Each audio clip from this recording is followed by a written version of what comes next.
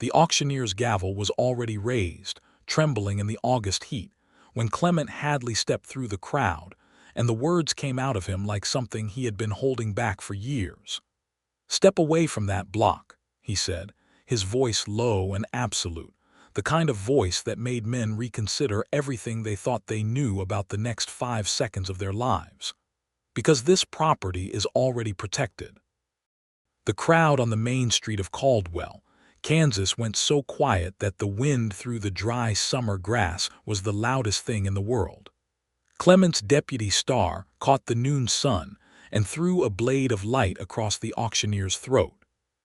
The auctioneer, a sweating little man named Horace Fitch who wore his collar too tight and his conscience even tighter, slowly lowered the gavel and took one step back, then another, his eyes reading the deputy's expression the way a man reads a rattlesnake before it strikes. On the auction block stood Bessie Walker. She was not a piece of furniture. She was not a parcel of land. She was 26 years old with her chin lifted at exactly the angle a woman lifts her chin when she refuses to let anyone in a crowd of strangers see her break. Her dark hair had come half loose from its pins in the Kansas heat, and her dress, once a decent shade of blue calico, had been worn too thin by too many washings and too many sorrows.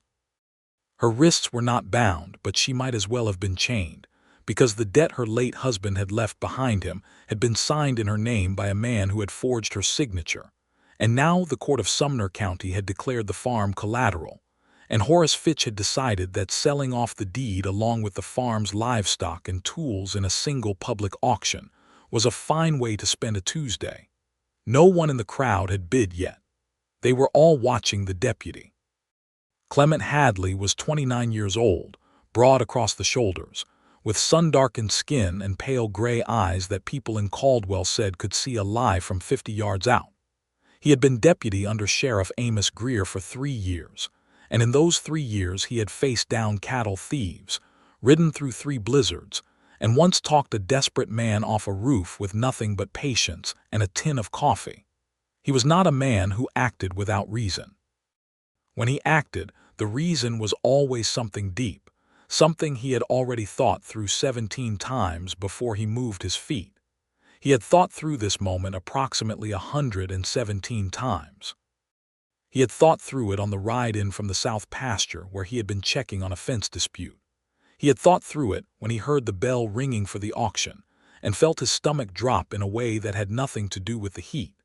He had thought through it when he pushed through the crowd and saw Bessie Walker standing on that block with her chin up and her eyes dry, and her hands folded in front of her like a woman attending her own funeral who refuses to make a scene. Now he was done thinking. He turned to the crowd and let his eyes sweep across every face. "This auction is suspended," he said clearly. "Any man who places a bid on the Walker property today will find himself answering to the sheriff's office before sundown. There is a legal dispute on record regarding the authenticity of the debt claim, and until that dispute is resolved in a court of law, not a single acre of that land changes hands." Horace Fitch found something in himself that resembled courage and used it up entirely in the next 2 seconds. "Now see here, deputy, I have papers signed by Judge Hartley himself that authorize this." "Judge Hartley," Clement said, turning to look at the auctioneer with those pale gray eyes, "signed those papers based on a debt document that was not signed by Bessie Walker. I have 2 witnesses and a handwriting examiner from Wichita who will testify to that fact in the territorial court. You are welcome to proceed with this auction if you want to spend the next year in a legal dispute that will cost you considerably more than whatever commission Aldous Crane promised you." The name Aldous Crane moved through the crowd like a cold current moves through warm water. People shifted. People looked at their boots. 3 men in the back, men who had ridden in from the direction of Crane's ranch that morning, turned their horses and rode out without another word. Horace Fitch put his gavel in his jacket pocket and walked away. Bessie Walker stood on the auction block for one more moment, her chin still lifted, and then she stepped down. She did not look at Clement Hadley when she did it. She did not look at anyone. She walked through the crowd, which parted for her, and she kept walking until she reached the water trough at the far end of the street, where she put her hands on the wooden edge and breathed. Clement let the crowd disperse. He let it take as long as it needed. He exchanged a few words with the hardware store owner, nodded at the Reverend's wife, kept his expression steady and professional until the street was mostly empty. Then he walked to the water trough. "You all right?" he asked. Bessie Walker turned around.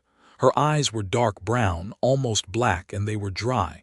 She had kept them dry through the whole thing. "No," she said, "but I intend to be." That was the moment Clement Hadley understood that whatever came next was going to be the most important thing he ever did with his life. But to understand why, you have to go back. You have to go back 4 months, to the first week of April, to a rainy afternoon when a wagon came into Caldwell from the east and stopped in front of the sheriff's office, and a woman climbed down from the seat with a sleeping child on her hip and a carpet bag in her free hand, and stood in the rain looking at the town like she was trying to decide whether to trust it. The child was not hers by blood. That would come out later. The child was her late husband's son from a first marriage, a boy named Thomas who was 4 years old and had not spoken a single word since his father died 6 weeks earlier. Bessie had brought him anyway, because there was no one else in the world who was going to take care of Thomas Walker if she did not. She had come to Caldwell because her husband, Daniel Walker, had been corresponding with a land agent there before his death, and the land agent had written to her afterward to inform her that the farm was hers by right of the marriage, and that she should come and claim it before the summer planting season made the journey impractical.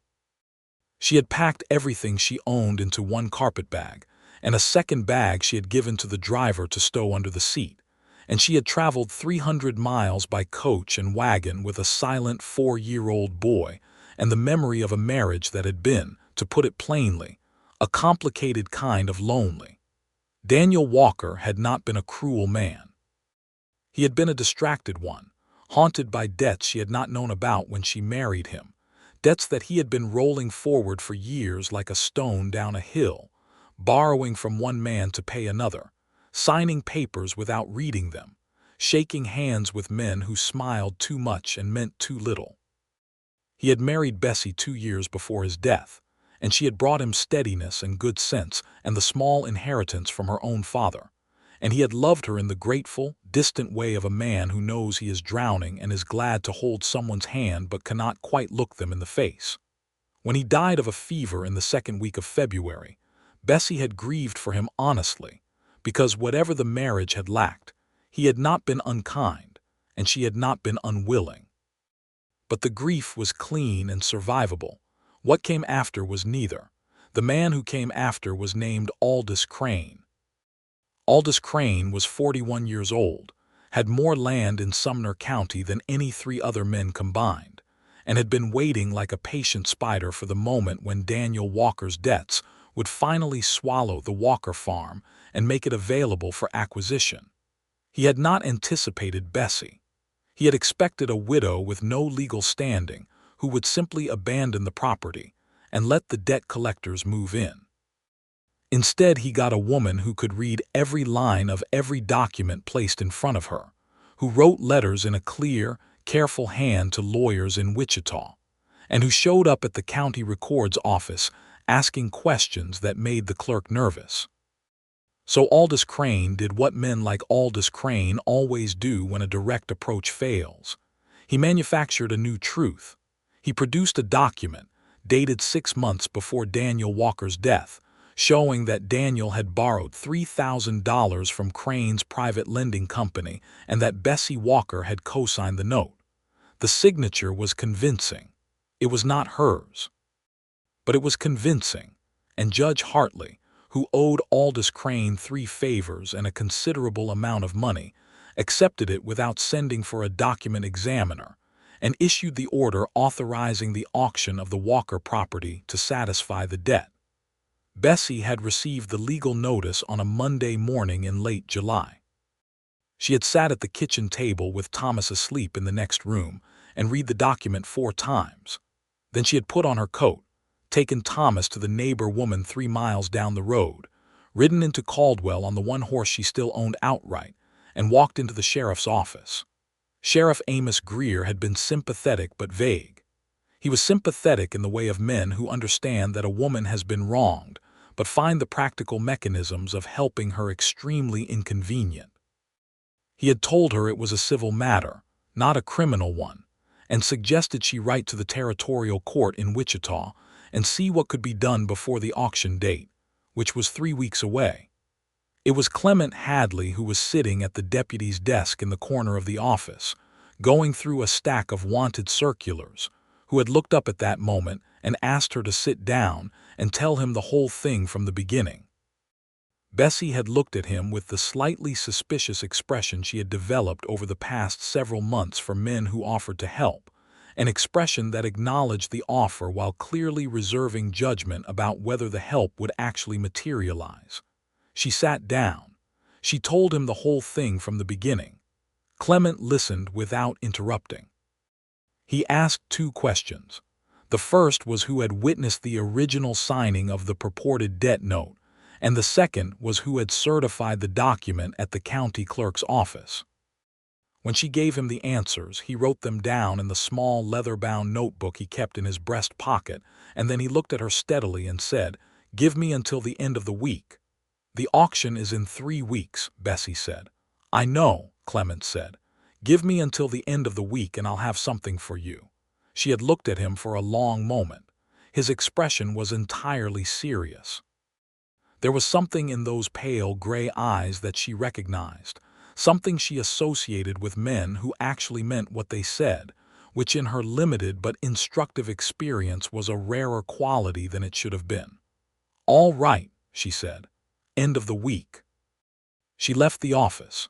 Clement stood up from his desk, put on his hat, and rode out of town without telling Sheriff Greer where he was going. He went first to the county records office, where he spent 4 hours going through the land deed filings and the record of notarized documents, and found something interesting. The notary seal on the debt document that Crane had produced was from a notary who had retired and left Sumner County 8 months before the document was supposedly signed. A retired notary's seal could be copied. A retired notary's testimony about documents he had never signed was, however, a powerful thing.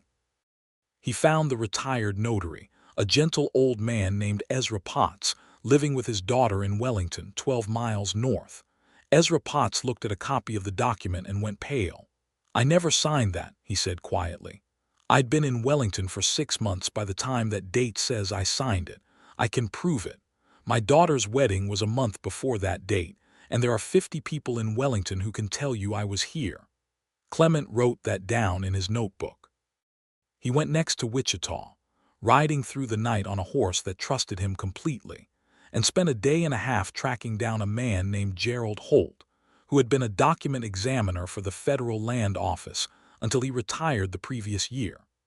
Gerald Holt agreed to review the signature on the debt note against samples of Bessie Walker's handwriting from letters she had written to the county clerk's office, letters that were on official record.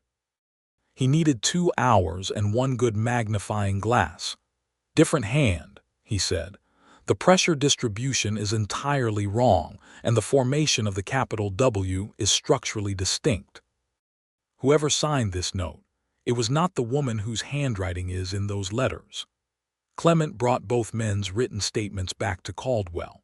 He also, on the way back through Wellington, stopped at the Territorial Court Circuit Judge's office, a judge named Emmett Vasquez who was not in Aldous Crane's pocket, and filed a formal complaint challenging the debt document's authenticity and requesting a stay of the auction pending a full hearing.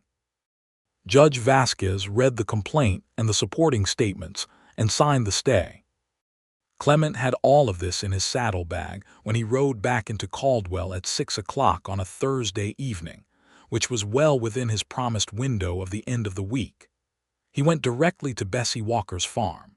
She was in the kitchen garden when he rode up, pulling weeds with the focused, slightly aggressive energy of a woman who has learned to make work carry the feelings she cannot yet afford to express. Thomas was sitting near her on an upturned bucket, Arranging small stones in a pattern that Clement suspected meant something specific, but could not yet interpret. Clement dismounted at the fence and came through the gate and told her what he had found. He watched her face change as he spoke, the careful blankness she had been maintaining cracking slightly at the edges, first around the eyes, then at the corners of her mouth. He handed her the copy of Judge Vasquez's stay order. She read it. She read it again. Then she looked up at him and said very quietly, "You did all of that in 3 days." "The stay only stops the auction temporarily," he said honestly, because he was not the kind of man who let people believe things were more resolved than they were. Crane will fight the challenge. It'll go to a full hearing before Judge Vasquez, and we'll need all 3 witnesses present, and we'll need a lawyer who knows the territorial property code. That part is harder. But the auction is stopped, she said. For now, he said. Yes. Bessie looked down at Thomas, who had finished his pattern of stones and was now looking up at Clement with the serious, measuring look of a 4-year-old who has learned not to trust easily. "What do I owe you?" she asked. Clement shook his head. "Nothing." "Deputy Hadley," she said, "I do not accept charity." "It is not charity," he said. "It is what I am obligated to do as a law officer when I see a clear injustice." Bessie considered this for a moment. Then she said, "Will you stay for supper?" It was a practical offer. He had been riding for 3 days on little sleep, and the nearest place to eat in Caldwell was 3 miles back down the road. But it was also something else, and they both understood that it was something else, and neither of them said so because it was too early for saying. "If it is not too much trouble," he said. "It is not too much trouble," she said. That was the second moment. The first had been at the water trough after the auction, but these things are not always linear. Sometimes the second moment comes before the first, and you only know it was the second moment later, when you have the whole picture to look at. Supper was salt pork and cornbread and green beans she had grown in the kitchen garden, and a pot of coffee so strong it reorganized a person's entire relationship with wakefulness.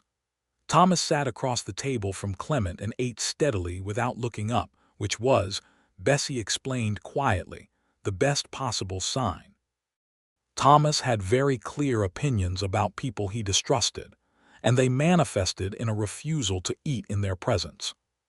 "Has not spoken since Daniel died," Bessie said, not as a complaint, just as a fact that needed to be held carefully. "The doctor in Wichita said it sometimes happens with children after a shock, that it comes back, that we just have to wait." "How long have you been waiting?" Clement asked. 6 weeks before we came here, 4 months since we arrived." She looked at Thomas. "I talk to him all the time. I tell him what I am doing, what I am thinking. I read to him in the evenings. I do not push." Clement looked at Thomas. Thomas looked at his cornbread. "What kind of patterns do you make with the stones?" Clement asked him. Thomas went very still. He did not look up. But his small hand moved slightly and one finger traced the edge of his plate. Bessie looked at Clement with an expression that said both thank you and be careful because this child has been disappointed before. "I saw the one you made today," Clement continued, his voice easy, no particular urgency in it. "The stones near the garden, it looked like something. A bird, maybe?" Thomas's chin came up approximately 1 inch. He looked at Clement for half a second. Then he went back to his cornbread. But Bessie had seen that half second, and when she refilled Clement's coffee cup, her hand was not quite steady. After supper, Clement offered to look at a section of fence along the south pasture that Bessie had mentioned was coming loose, and she showed him where it was, and he spent 40 minutes fixing it in the last of the evening light while she stood nearby, and they talked about things that were not the debt and not the auction and not Aldous Crane. They talked about where she had grown up, which was a small town in Ohio called Ripley, right on the Ohio River. They talked about the fact that she had been a schoolteacher before her marriage and had given it up because Daniel's farm had needed her full attention. They talked about whether Thomas would be ready for the schoolroom in the fall, and Clement said the Caldwell school had a good teacher, a woman named Mrs. Farwell who was patient and methodical, and had once spent an entire month teaching a deaf boy to read lips and letters simultaneously. He fixed the fence. He said good evening. He rode back to Caldwell under a sky so full of stars it looked like someone had been careless with the sugar. He could not remember the last time he had felt quite so precisely awake. The legal challenge to Aldous Crane's debt document moved through the territorial court system over the following 6 weeks with the grinding patience of all legal processes, which is to say slowly, but with an inexorable direction once it got going. Clement rode to Wellington twice more to ensure Ezra Potts's cooperation, and once to Wichita to consult with a lawyer named William Bright who had experience with fraudulent land claims in the territory, and who agreed to represent Bessie at the hearing for a fee that Clement suspected was significantly reduced from the man's usual rate. Crane was not idle. He was never idle. He sent 2 of his ranch hands to the Walker farm one evening in late May, officially to deliver a message, unofficially to make the place feel less safe. They rode in circles around the yard for 10 minutes before leaving without speaking to anyone. Bessie watched them from the kitchen window with her arms folded and her jaw set. She told Clement about it the next day when he stopped by on his afternoon rounds. He did not say anything for a moment. Then he said, "I will speak to Crane." "You do not need to do that on my behalf," Bessie said. "I am not doing it on your behalf," Clement said. "I am doing it because those 2 men are creating a public disturbance and I am the deputy and it is my job." Bessie looked at him. "Do you always make everything sound like official business?" she asked. Clement looked back at her. "When I need to," he said. There was something in that exchange that left them both slightly off balance, which was not an unpleasant feeling but was a new one. Clement rode out to Crane's ranch that afternoon and had a conversation with Aldous Crane that was entirely civil on the surface and entirely unambiguous underneath. Crane received him in the front room of a house that was large enough to remind everyone who visited it of exactly how much land and money Crane had accumulated, and he poured Clement a glass of whiskey that Clement did not drink, and he smiled the particular smile of a man who considers all other men obstacles to be managed. "I do admire your dedication to your duties, Deputy," Crane said, "but let me give you a piece of advice, man to man. That woman is not what she appears to be. She knows about those debts. She married Walker knowing full well he had borrowed against that farm, and now she is trying to use the courts to walk away clean. I am the victim here. The notary on your document retired from this county 8 months before the date on the document," Clement said. Crane's smile did not move. "Paperwork errors happen.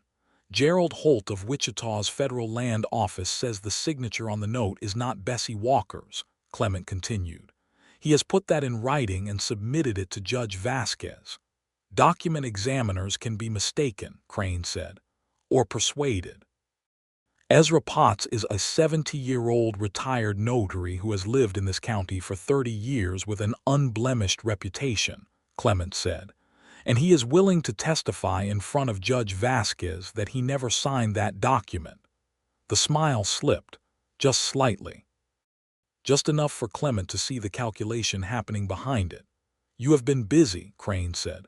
"I have," Clement agreed. He stood up, set the untouched whiskey glass down on Crane's expensive mahogany table and put his hat back on. "I would appreciate it if your hands kept their distance from the Walker property. If they come back, I will be filing charges for harassment, and I will make sure Judge Vasquez is aware of the pattern." He left. He rode back toward Caldwell, and somewhere on the road between Crane's ranch and the Walker turnoff, he made a decision that was not quite a decision yet, more like the beginning of an intention, the kind of thing that starts in the chest before it reaches the head. He turned his horse down the Walker road. Bessie was on the porch with Thomas when he came up the lane, and Thomas was holding a piece of paper on which he appeared to be drawing something with a stick of charcoal. He had not spoken yet, but he had started drawing 2 weeks earlier, filling papers with dense, detailed images, and Bessie had told Clement that the doctor in Wichita said this was a very encouraging sign, that the drawings were Thomas communicating, and that the words would likely follow when he felt safe enough. "How was Crane?" Bessie asked. Clement dismounted and came up to the porch steps. "Unhappy." "Good," she said. Thomas held up his drawing. It was a horse, rendered with surprising accuracy for a 4-year-old, the proportions nearly right, the legs in mid-stride. He was looking at Clement's horse, which was a bay gelding named Jasper, and back at the drawing. "That is very good," Clement said. "You have captured Jasper exactly." Thomas looked at the drawing. Then he looked at Jasper. Then very quietly, in a voice that sounded like something that had been stored away in a dark room and was coming cautiously into the light, he said, "Jasper." The words sat in the evening air between them. Bessie made a sound that was not quite a word. She put both hands over her mouth. Her eyes filled, finally, after 4.5 months of keeping them dry. Clement looked at the boy.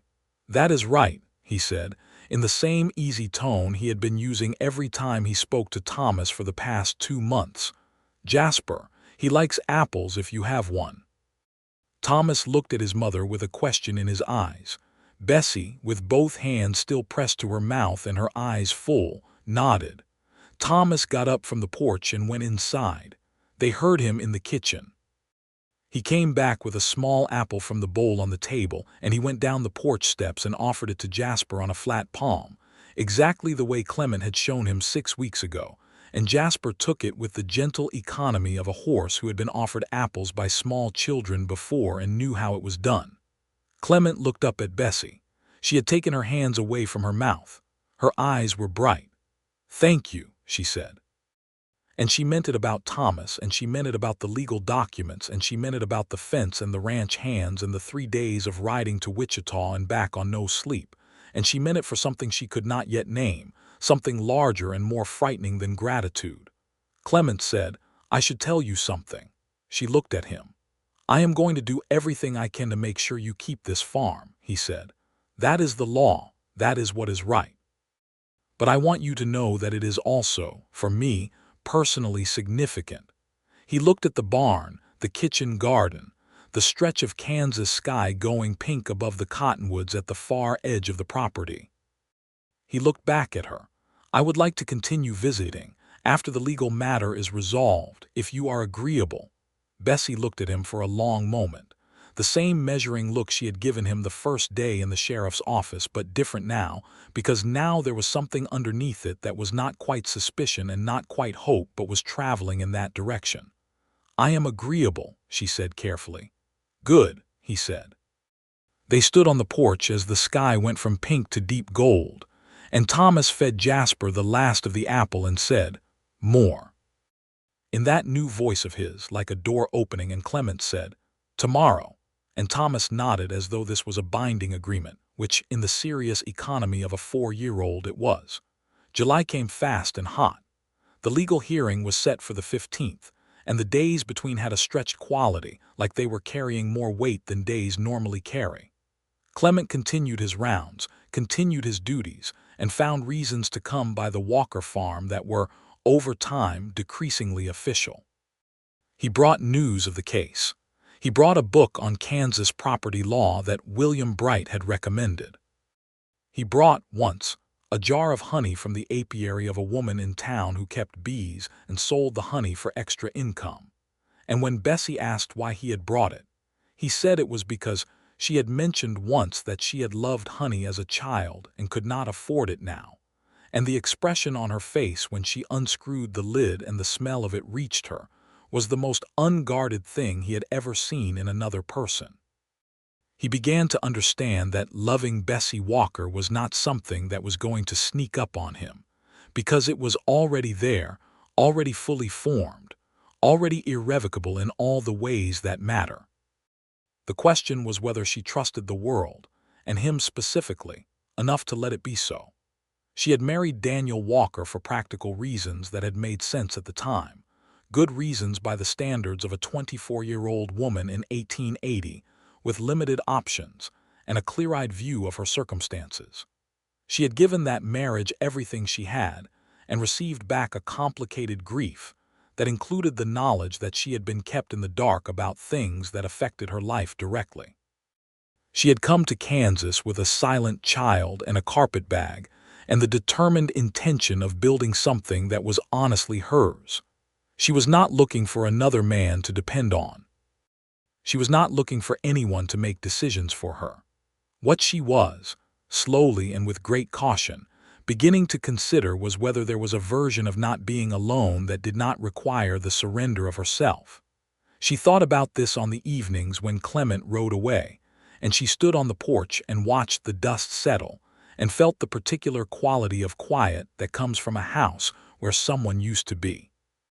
She thought about it when Thomas drew a picture of 3 people outside a house and pointed to the figures one by one and said, very deliberately, "Mama, Thomas, Clem." He had started calling him Clem, which was what the sheriff called him, and which Clement appeared to accept with no objection and a great deal of invisible pleasure. She thought about it the morning she was riding the fence line to check for breaks and her horse shied at a jackrabbit and threw her, and she lay on the Kansas grass looking up at the sky for a moment taking inventory of herself, and what she found was not just the question of whether her left shoulder was sprained, which it was, but also the question of who she would have wanted to be there, and the answer was immediate and clear and not at all comfortable. When Clement came by that afternoon and found her with her arm in a sling improvised from a dish towel and Thomas looking anxiously at her from across the kitchen table, he did not say he had told her so, because he had not told her anything of the kind, and he did not fuss, because she would not have tolerated fussing.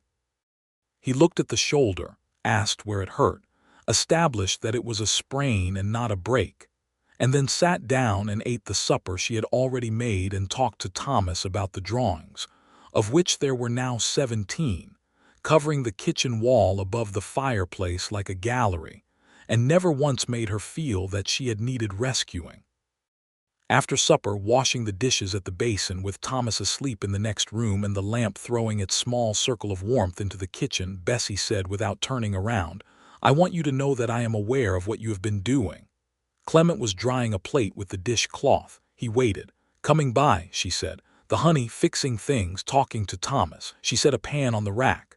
"I am not ignorant of what it signifies." "No," he said. "I did not imagine you were." She turned around. She was 2 feet away from him in the small kitchen, and the lamplight was doing interesting things to the angles of her face. "I was not honest with myself about my first marriage," she said. "I went into it with a clear head and I told myself that a practical union with a decent man was sufficient. I was wrong, not because he was not decent, he was, but because I was wrong about what sufficient means." Clement set down the dishcloth. "What does it mean?" "It means," she said carefully, "that I will not do that again. I will not make a practical choice and call it something else. If I were to," she stopped. "If there were to be anything between us, it would have to be real." "It already is," Clement said, "for me. It has been real since you walked into the sheriff's office and looked at me like you were deciding whether I was worth your time." Bessie was quiet for a moment. "You should know," she said, "that Thomas is part of whatever I am. He is not a complication. He is my son. He may not be mine by blood, but he is mine in every way that counts." "I know that," Clement said. "I would not have it any other way." She looked at him. "Clement," she said. It was the first time she had used his full name, and it landed differently than he expected, with a weight and an intimacy that made the kitchen feel smaller and warmer. "Bessie," he said. She took a breath. "Do not make me any promises you cannot keep." "I am a very literal man," he said. "I do not make promises I cannot keep. I do not say things I do not mean. I am telling you, this is real for me and I am patient and I am not going anywhere and I understand that you need time. I am not asking for anything tonight except that you know it." Bessie looked at the dishcloth, then at the window, then at him. "I know it," she said. The next morning she was up before dawn baking bread, and when he came by at noon to check on her shoulder, there was a loaf wrapped in cloth sitting on the fence post at the start of the lane with a small note that said, "For Jasper's friend." He read the note 3 times and then folded it very carefully and put it in his breast pocket next to his notebook. The hearing before Judge Vasquez was held on the 15th of July in the Wichita Territorial Courthouse, a brick building that smelled of dust and old paper and the particular gravity of places where things are decided. Bessie sat at the table with William Bright, and kept her hands folded on the surface in front of her in a way that was controlled and composed. Clement sat 3 rows behind her in the gallery, because he was a witness and could not sit at the table, and he watched the back of her neck and the set of her shoulders, and thought about everything she was carrying in those shoulders, and felt something in his chest that was too large and too complicated for the size of the room. Aldous Crane had hired a lawyer from Topeka named Prescott Sims, a well-dressed man with a great deal of courtroom theater in his repertoire. He attempted to argue that Ezra Potts's memory was unreliable due to age, and that Gerald Holt had a professional bias toward finding fraud, because it was good for his consulting business. He suggested that the signatures, while different in some characteristics, were within the normal variation of a woman who might sign her name differently under different circumstances. Judge Vasquez listened to all of this with the patience of a man who has heard many things in a courtroom and has developed reliable instincts for which of those things are true. Then he heard from Ezra Potts, who was 70 years old and as sharp as a new pin, who produced his own daughter's wedding certificate signed the week before the purported document date, and noted calmly that he had not left Wellington in the 4 months following because his hip had been giving him trouble, and the trip to Caldwell was not something he had been capable of making. He also produced a letter from his doctor confirming the hip condition. He heard from Gerald Holt, who laid out his analysis of the signature with the methodical clarity of a man who has spent 30 years looking at documents and has no stake in any outcome except accuracy. William Bright presented both men's testimonies in writing as well as in person, and submitted additionally a sworn statement from the county records clerk, a young man named Peters who turned out to have a conscience he had been sitting on uncomfortably for 3 months and was visibly relieved to use, who confirmed that a man matching Aldous Crane's foreman's description had visited his office twice in the weeks before the debt document appeared. Prescott Sims objected to everything. Judge Vasquez sustained very few of the objections. The hearing lasted 4 hours. At the end of it, Judge Vasquez called a brief recess and then returned and stated that the debt document produced by Aldous Crane's company was fraudulent, that the signature on the note was not Bessie Walker's, that the notary seal had been improperly used on a document the notary had never certified, and that the original auction order was therefore void. The Walker Farm debt was declared null on the grounds of fraudulent origination. He also referred the matter to the county prosecutor for potential charges of document forgery against parties unknown, but certainly including those who had benefited from the fraud's perpetration. Aldous Crane, sitting at his table in a gray suit that had cost more than most people in the room would earn in a year, went very still. Bessie sat at her table and did not move for a moment. Then she unfolded her hands, pressed them flat against the table, and breathed. William Bright patted her arm and said, "Well done." Clement was already on his feet by the time the gavel came down. He came through the rail and around the table, and she turned and stood up, and they were facing each other, and he could see that she was holding the relief very carefully, the way you hold something that might shatter if you grip it too hard. "It is over," he said. "It is over," she repeated, as if she was testing the truth of it. "The farm is yours," he said. "Clean, no debt, no claim." Something broke open in her face then, not dramatically, not with crying or collapse, but in a way that was slower and deeper, like a thing that has been locked for a long time opening by degrees as the key turns. She put her hand on his arm. He covered her hand with his. "Thank you," she said, and this time the word had a whole different dimension than the last time she had said it. "Do not thank me," he said. "Come home." They rode back to Caldwell in William Bright's borrowed wagon, and Bright, who was a perceptive man and had watched the two of them in that courtroom all day, managed to find a great many interesting things to look at on the road home that were not the two people sitting beside him. Thomas was waiting with the neighbor woman 3 miles from the farm, and when they picked him up, he looked at Clement and said, with the gravity of a child who has processed an enormous amount in 4 months, "Everything okay?" "Everything is okay," Clement said. Thomas nodded. He leaned against Clement's arm and fell asleep before they reached the farm lane. August came in like a furnace and stayed for 4 weeks, and in those 4 weeks the Walker farm bloomed in a way it had not in years, because Bessie Walker was no longer carrying the weight of a threatened dispossession on top of everything else she was carrying, and when that weight lifted, she had energy she had not known was available. She planted a second vegetable garden. She repaired the chicken coop. She wrote a letter to a seed company in Kansas City about winter wheat varieties and received a detailed response that she read 3 times and discussed with Clement, who knew enough about farming to have a useful opinion. Clement's visits had settled into a rhythm that was, by the second week of August, a fairly transparent feature of his life in Caldwell. Sheriff Greer had noticed, and had said nothing directly, because Greer was a man who managed by not managing, but he had given Clement a look one morning over the office coffee pot that communicated full awareness and mild approval. The hardware store owner had started setting aside fence wire when it came in on the supply wagon, because he had noticed that Clement often needed it. The Reverend's wife had invited Bessie to the church social, in a way that included the implicit understanding that she was welcome as a member of the community, and not merely a subject of speculation.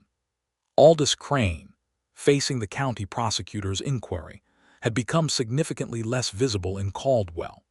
His foreman had left the county entirely, which was the kind of decision a man makes when he knows that county prosecutors are the sort of people who eventually find out what they are looking for. Crane himself had hired Prescott Sims permanently, which suggested he was preparing for an extended legal battle, but that battle would not touch Bessie's farm, because the farm's status was settled. In the evenings, when the heat broke slightly and the Kansas sky did its extraordinary thing with color that people who grew up there took for granted and everyone else was startled by, Clement and Bessie sat on the porch. Sometimes they talked for hours. Sometimes they read, separately, in the same comfortable space that develops between 2 people who have figured out how to be quiet together, without the quiet being a problem. Thomas sat with them, drawing or playing with the set of carved wooden animals that Clement had brought him from the general store, and he talked more every week, not in floods but in steady increments. Words accumulating like a vocabulary was being carefully rebuilt from the foundation.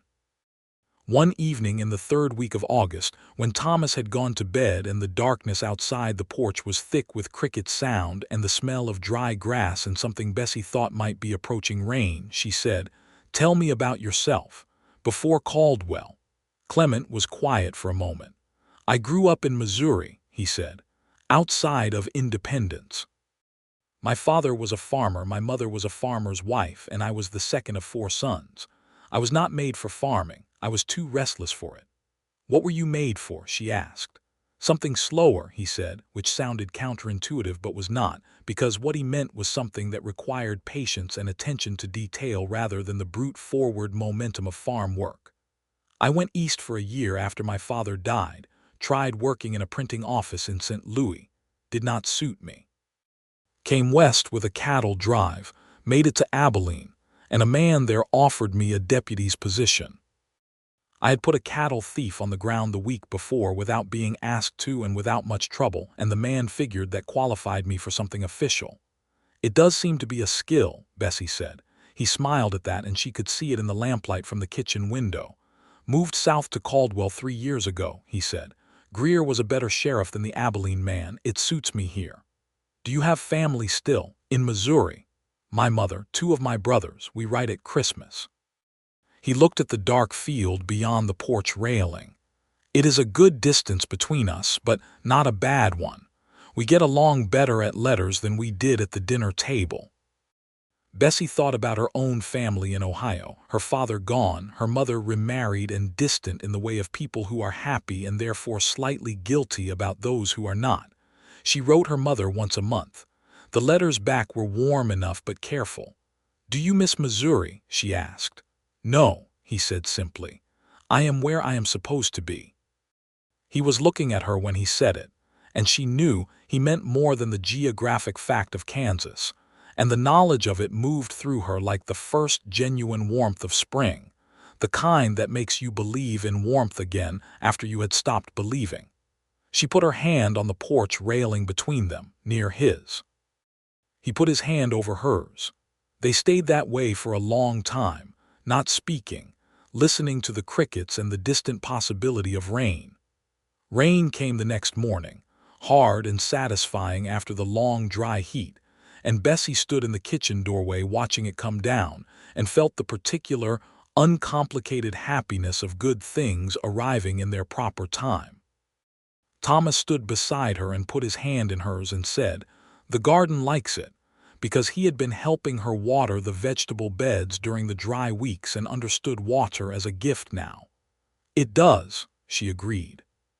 Clement did not come that day because the rain made the roads thick, and because a man who respected a woman's need for her own life also respected rain days as her own. He came the day after, with a copy of a newspaper he had ridden to Wellington to fetch because it had an article on winter wheat that he thought she would find interesting, and because he had noticed 3 weeks ago that she read everything she could find about crops and farming technique, and he had started looking for things that she might not yet have found.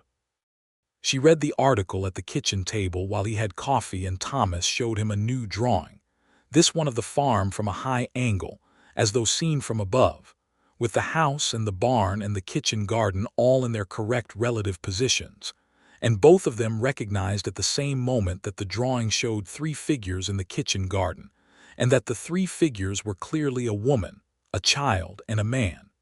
Clement looked at Thomas. Thomas was looking at his drawing with the satisfaction of a completed thing. "Is that who I think it is?" Bessie asked from behind the newspaper, her voice carefully neutral. "Yes," Clement said. "Thomas," Bessie said, putting the paper down, "did you plan this drawing or did it just happen?" Thomas thought about this with the seriousness of a child who takes questions seriously. "It just happened," he said. "It looked right." Bessie looked at Clement. Her eyes were doing the thing they did sometimes when she was feeling something too large for the room. "It does look right," she said.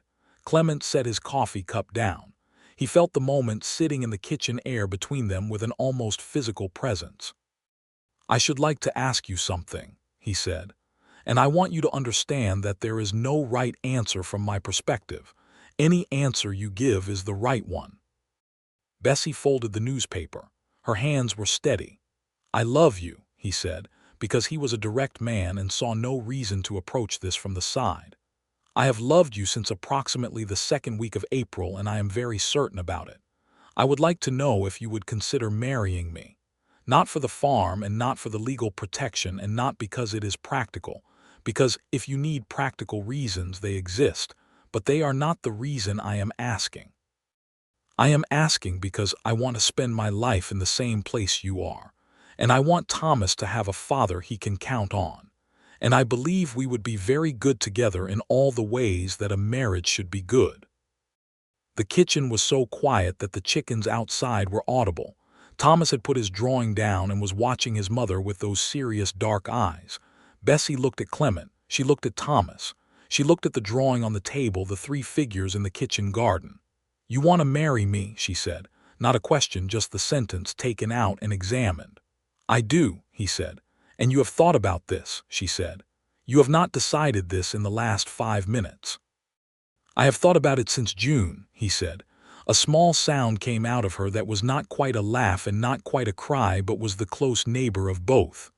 "June," she said. "I am thorough," he said. "You are," she agreed. "You are extremely thorough." Thomas picked up his drawing and looked at it and then looked at Clement and said, with the air of someone who has been following a conversation and has decided it has gone on long enough, "Say yes, Mama." Bessie looked at her son. Then she looked at Clement. "Yes," she said, "with my whole heart, yes." Clement felt something settle in him that had been unsettled for as long as he could remember. Something he had not known was unsettled until it settled. He reached across the table and took her hand. Thomas picked up his charcoal and added something to his drawing. When they looked at it later, He had put a small circle in the sky above the three figures. It took them a moment to realize it was a sun. They were married on the 22nd of September, 1880, in the Caldwell church on a morning that was cool and golden in the way of early fall Kansas mornings, with the light coming sideways through the windows and the smell of turned earth and dried grass coming through the open doors. Reverend Alderman performed the ceremony with the warmth of a man who had been watching this particular development over the summer with satisfaction. Sheriff Greer stood with Clement. Bessie's neighbor, a woman named Caroline Huff who had looked after Thomas during the Wichita hearing and had become a genuine friend, stood with Bessie. Thomas sat in the front pew with Caroline's two children and held his newest drawing, which was of the church interior with two figures standing at the front, in case anyone present had not already understood what the occasion signified. When Reverend Alderman asked if anyone had objections, there was a brief, highly charged silence that was entirely about Aldous Crane, whose name had not been spoken but whose shadow was present, and then the silence became just a silence, and the ceremony proceeded. Clement put a ring on Bessie's finger that had belonged to his mother, and that he had written to request 3 weeks ago, and his mother had sent it back with a letter that said she had been waiting 12 years for him to find someone worth giving it to. Bessie looked at the ring, looked at Clement, and held his hands with both of hers, and they said their vows in the morning light with the directness of two people who mean exactly what they say. When the Reverend said he could kiss his bride, Clement put his hands on either side of her face very gently, and she looked up at him with those dark eyes that had learned to trust again, and he kissed her in the quiet way of a first kiss between two people who have been building toward it for months, and the sound of the congregation was warm and uncomplicated. Thomas said, loudly and clearly from the front pew, "Finally." There was a great deal of laughter after that, the kind that comes from genuine surprise and genuine delight, and the Caldwell Church in September of 1880 was as full of both as any building in Kansas had been in some time. The reception was held in the church hall, and there was food and music from a fiddle player named Ben Caro, who was 40 years old and played with the kind of authority that made people's feet move independently of any decision they had made about dancing. Bessie danced with Clement and felt the unfamiliar, extraordinary sensation of joy that she trusted, the kind that does not have a footnote attached about what might go wrong. She danced with Thomas, who had never danced before and approached it with the solemn focus of someone learning a new skill, and who eventually figured out that the rhythm was the important part and spent the rest of the song jumping earnestly up and down in a way that satisfied his own version of the requirement. Clement watched them and felt so precisely, overwhelmingly full of something good that he had to step outside for a moment and stand in the cool September air and just be a person who had this, who had been given this, and let himself understand it. Sheriff Greer came out and stood beside him. "Well," Greer said. "Well," Clement agreed. "I would say I did not see this coming," Greer said, "but I would be lying."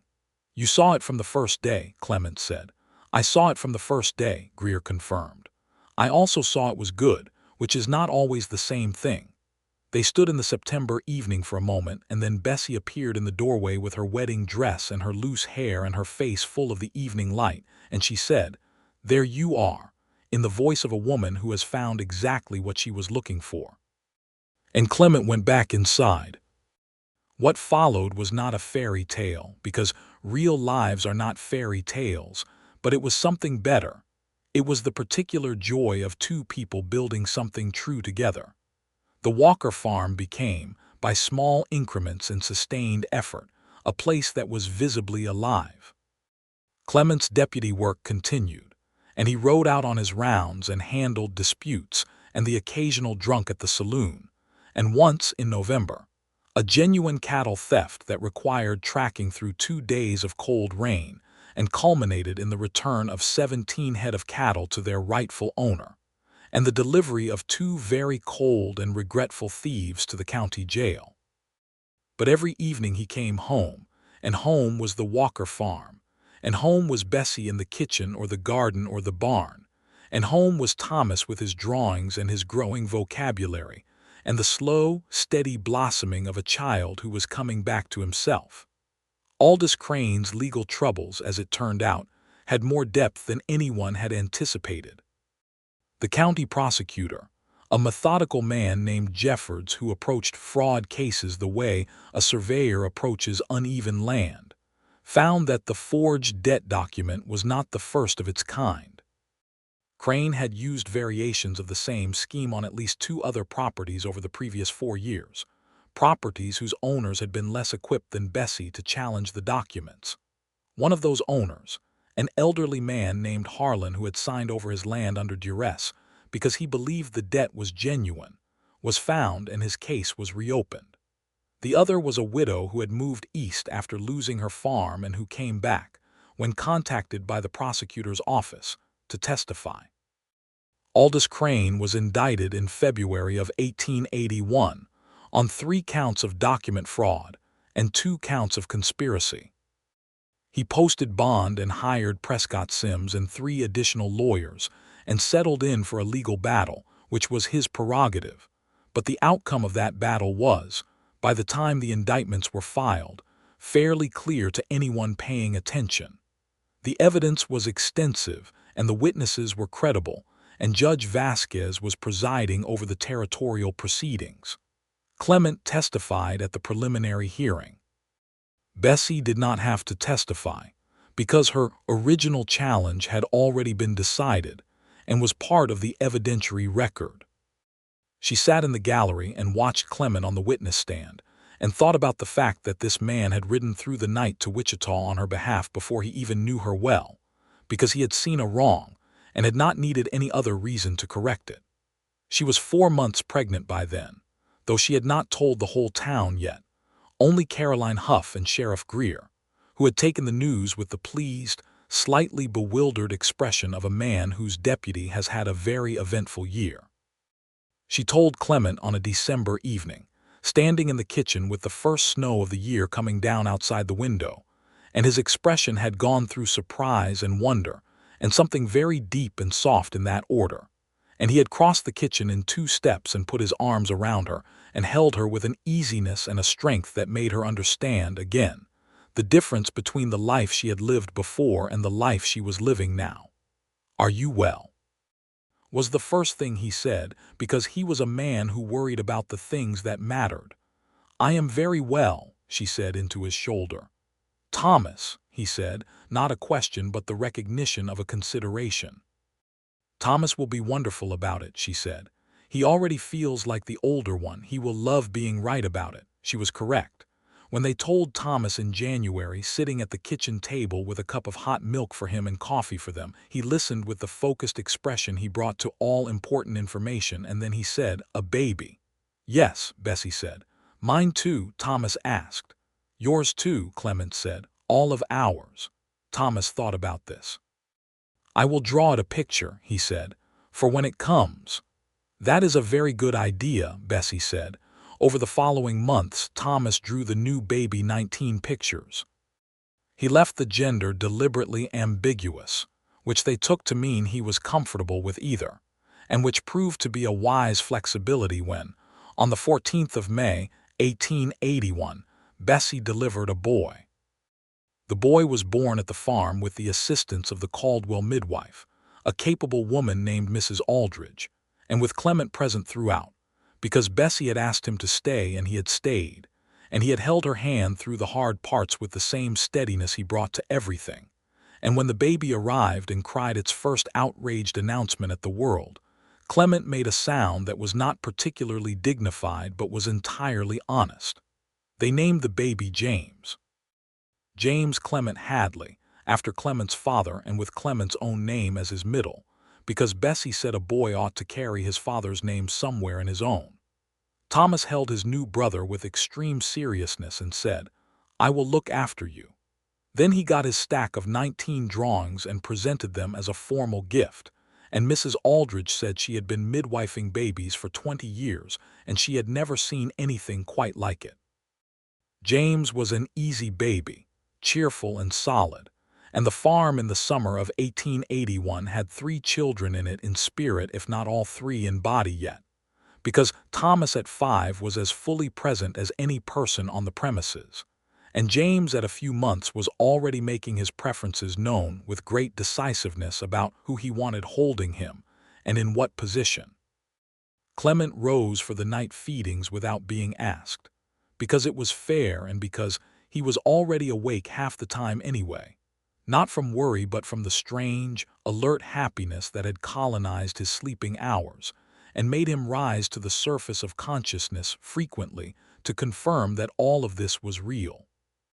He would stand in the kitchen with James on his shoulder in the dark and listen to the house around him, Bessie sleeping in the next room, Thomas asleep in his room with his drawings on the wall, and the Kansas night outside, and he would feel the specific, private joy of a man who is exactly where he is supposed to be.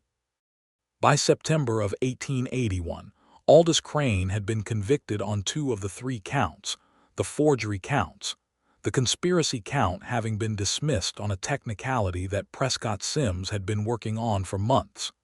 He was sentenced to 5 years in the territorial prison at Lansing and required to pay restitution to the properties he had fraudulently seized. Harlan got his land back. The widow got a settlement that was not full restitution but was significant. The court record was sealed and referred to the state land authority as an example of the kind of fraud that county-level courts needed better mechanisms to identify. Clement heard the sentencing result on a Tuesday and came home and told Bessie while she was hanging laundry in the September afternoon. She listened. She hung a shirt. She hung another. "Is it enough?" she asked. "It is what the law can do," he said honestly. "The men who lost years, the old man Harlan, that is not repaid. But Crane is in Lansing for 5 years and he is ruined, and the people he would have done this to next, he will not." Bessie nodded. "It is enough," she said. "I will let it be enough." She handed him the end of a sheet to hold while she pinned it.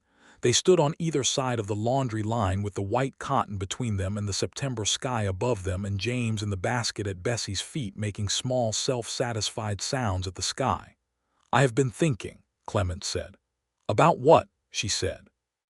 "About whether I want to be a deputy forever." She looked at him across the sheet. "Greer is talking about retiring," he said, "next year or the year after. The town would need a sheriff." Bessie folded her edge of the sheet over the line and pinned it. And I believe I would be good at it," he said, "but it would be Caldwell's decision, not mine, and it would mean more of my time and less of it here, at least until things settled." "It would also mean more of your time protecting people who need protecting," she said, "which is what you do. It is who you are." He looked at her. "I can manage the farm," she said. "I have been managing it. If Thomas and James were older, it would be easier, but Caroline helps, and I am not afraid of the work." "I know you are not afraid of the work," he said. "I would not suggest otherwise." "Then tell me what you actually want," she said. "I want to run for sheriff," he said, "and I want to know that you are all right with it, not just managing, all right with it." Bessie pinned the last corner of the sheet and came around the line to stand beside him. "Clement," she said, "you rode through the night to Wichita for a woman you had spoken to once, because it was right. You fixed my fence and talked to my son and went to see a retired notary in Wellington so that I could keep my home. Whatever you want to do with that particular quality of yours, I am all right with it." He looked at her. She looked back at him. "I love you," he said. "I love you," she said. "Run for sheriff." He ran for sheriff. The election was held in November of 1882, and Clement Hadley won by a margin that suggested the town of Caldwell had a strong opinion about exactly who they wanted in that office.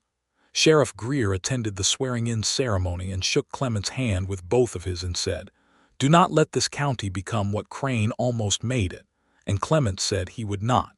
He did not. The years that followed were full in the way that good years are full.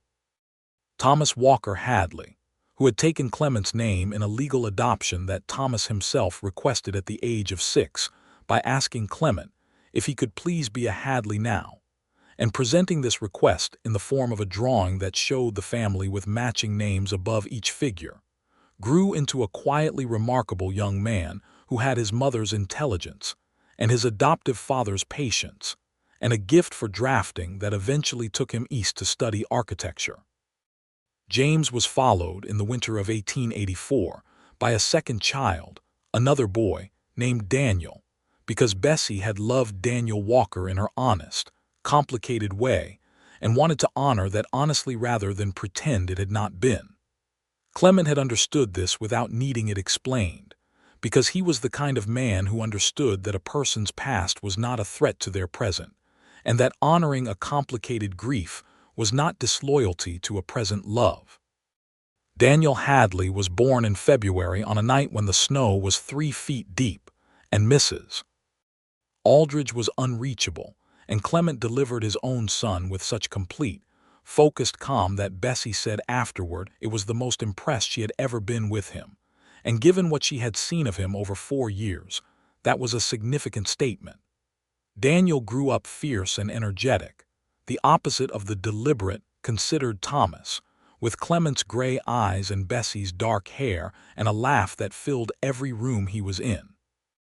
He was followed 3 years later by a daughter, Clara, who arrived in the spring and who had, from her first day, an opinion about everything and the lung capacity to make it known. The Walker farm remained theirs. It was Clement's name on the deed now, and Bessie's beside it, and someday it would belong to whatever of their children wanted it. They had expanded it slightly over the years, adding a proper barn and a larger kitchen garden, and eventually, a second bedroom for when the children filled the first one beyond comfortable capacity. The farmhouse was never grand, but it was what a farmhouse should be: warm in winter, cool in the mornings in summer, full of the smell of bread and coffee and the sound of children at various stages of organization. Clement served as sheriff of Caldwell for 14 years, which was longer than he had expected, and not quite as long as the town wanted him to, because when he announced at 50 that he was stepping back from the office to spend more time on the farm, there was a town meeting called to discuss whether he could be persuaded otherwise. He attended the meeting, listened to all the arguments, and said he was grateful and he was not moving to another county, just to the farm, and that the new deputy, a young man named Marcus who reminded him of himself at 29, was more than capable. The town accepted this, grudgingly. On a September evening in 1895, the 15th anniversary of their wedding, Clement and Bessie sat on the porch of the farmhouse that had once been threatened with auction, in the county that had once been managed by a man who thought the law was a tool for the powerful, and they watched the sun go down over the Kansas fields in the particular extravagant way of September sunsets, all gold and rose and the deep blue of coming night. Thomas was in Chicago by then, drafting buildings. He wrote every 2 weeks, detailed letters with small pencil sketches in the margins, and he was happy in the way of a person who has found the exact size and shape of world that fits them. James was 24 and running a section of the farm and talking about marrying a girl from Wellington named Ruth, about whom the whole family had been hearing for 6 months, and whom they had met twice and liked enormously. Daniel was in school in Caldwell, at the top of his class in mathematics, and at war with his teacher in literature, because he had opinions about which books deserved to be assigned and was not shy about them. Clara was 8 and in her current phase had decided she was going to be a doctor, which Bessie supported so completely, and specifically that Clara had already been given 3 medical reference books and a very small but serious anatomy diagram. Bessie looked at the sunset. She thought about a woman in a blue calico dress standing on an auction block with her chin up and her eyes dry. She thought about the moment she had stepped down off that block and walked through the crowd without looking at anyone. She thought about the water trough and the voice behind her saying, "You all right? What are you thinking about?" Clement asked. He was beside her in the other chair, his long legs stretched out, his hair grayer now but his eyes still the same pale gray that people in Caldwell still said could see a lie from 50 yards out. "April," she said, "the first time I came into the sheriff's office." He smiled. You looked at me like I was a test you were not sure you were going to pass. I was not sure, she said. I had not passed a great many tests by then. You passed all of them, he said. We passed them, she said. There is a difference. He reached over and took her hand, the same hand he had covered at the water trough all those years ago, and held it the way he had been holding it for 15 years, with the easy certainty of a man who has never once doubted that this is the right thing to be doing. Do you have any regrets? She asked. She asked him this sometimes, not because she feared the answer, but because she valued the honesty of knowing the whole truth of a person. Clement thought about it with his characteristic thoroughness. I regret, he said, that it took me until June to decide to ask you. I should have decided in May. Bessie laughed. It was the laugh she had developed over 15 years of being married to a man who made her laugh in ways she had not known she was capable of, unexpected and genuine and warm. May, she said. I was being careful, he said. You were, she agreed. You were very careful. She squeezed his hand. I was glad of it.